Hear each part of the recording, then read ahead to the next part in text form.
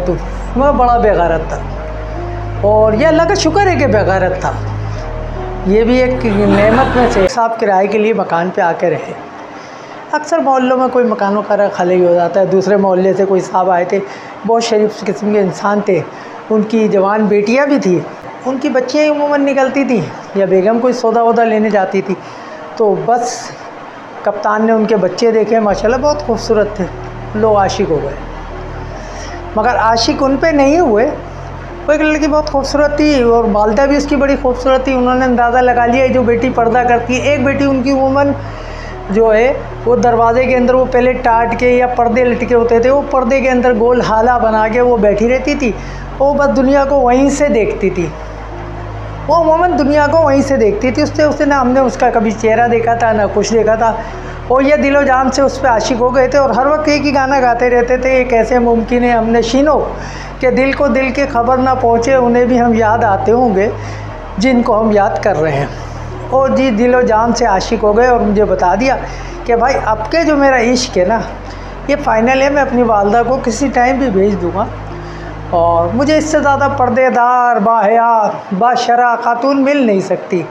ये लड़की कोई बहुत ही नेक है। अच्छा, उमूमन उसकी वालदा से एक आध दफ़ा बात हुई थी तो उन्होंने बताया कि भाई मेरी 2 बेटियां हैं और मेरे शौहर जो है वो शॉप करते हैं और हम लोग अभी इस मोहल्ले में नए नए आए हैं। उन्होंने बता दिया बेचारों ने।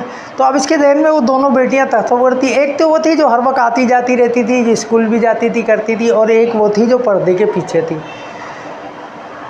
अजीब मामला चलते थे, हर वक्त ये उस गली के कुत्ते बने रहते थे और ख़ास तौर पे उस घर के आगे जिस घर में लड़की। तो जनाब ये तो ऐसे आशिक हुए, हर वक्त पड़े रहते वहीं और हर वक्त होशियार रहते कि किस वक्त उसकी वालदा निकले। जैसी निकलती थी पूछते थे जी खाला कोई काम मुझे बताएं, आप कहाँ जा रही हैं, मैं ला दूँगा। अच्छा, वो जो खातून जो जिस पे ये आशिक हुए थे वो अमूमन पर्दे के पीछे ही रहती थी और ये कभी पर्दे के करीब जाने की कोशिश भी करते तो बिल्कुल एकदम अंदर सच से गायब हो जाती। इन्होंने उसका चेहरा आज तक नहीं देखा था, मगर इनका इश्क का आलम ये था कि मत पूछो। खैर जी, चलता रहा सिलसिला।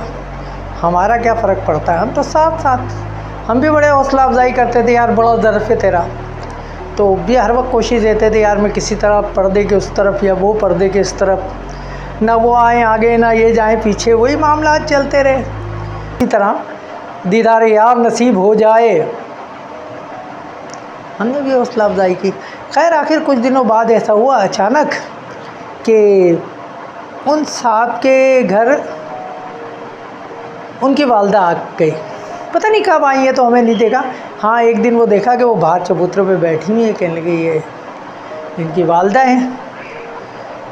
तो हमने मुलाकात, थोड़ी सलाम दुआ भी हो गई थी, बात भी हो गई थी। तो उनकी वाइफ से पूछा कि ये आपकी सास है? कहने लगा हाँ ये मेरी सास है, ये अभी इद्दत से उठी है और ये 4.25 महीने से इद्दत में थी। मेरे ससुर का इंतकाल हो गया था तो वो घर की डिस्ट्रीब्यूशन वगैरह हो, सास मेरे साथ हैं तो ये अभी इद्दत से उठी हैं। तो हमने कहा वो आपकी एक बेटी और है, वो कहाँ है? कहने लगा वो तो मैंने बचपन में ही ना अपनी बहन को दे दी थी, तो वो पंजाब में रहती है।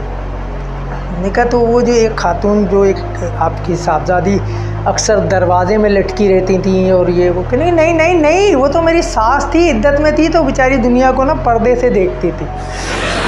बस ए मोहब्बत तेरे अंजाम पे रोना आया जब ये बात हमारे दोस्त को पता चली कि वो जिसके इश्क में गिरफ्तार है वो तो 70 साला एक बेवा जो इद्दत पूरी करके उठी है और बिन देखे मोहब्बत का अंजाम भी उन्हें समझ में आ गया। और बड़े जी धाड़े मार मार के रोए और काफ़ी जो है हमें तो ये डर था है कहीं नेटी डिटकी पे जाके ये ख़ुदकुशी ना कर लें। खैर हम पीछे पीछे रहे, देखें यार किस वक्त ये ख़ुदकुशी करता है। ज़िंदगी में हमने कभी ख़ुदकुशी करते हुए किसी को देखा भी नहीं था।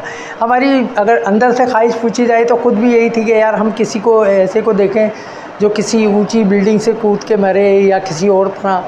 तो हमने बड़े मशवरे भी दिए उसको कि यार बहुत सारी नींद की गोलियां खा ले, या ऐसा है कि वो हमारी यहाँ एक बहुत ऊंची बिल्डिंग थी 4-5 मंजिला, तो हमने उससे कहा कि यार इस पे से भी ट्राई कर सकता है तो। वह बड़ा बेगैरत था और ये अल्लाह का शुक्र है कि बेगैरत था। ये भी एक नेमत में से गैरतमंद होता तो, मगर जी वो बस बर्दाश्त कर गया, कुछ दिन तो इधर उधर हुआ, उसके बाद ज़िंदगी भर उसका डब्बा बजता रहा। और ये बात आज भी हम लोग इंजॉय करते हैं कि यार इश्क किया। थैंक यू जी, अल्लाह हाफ़िज़।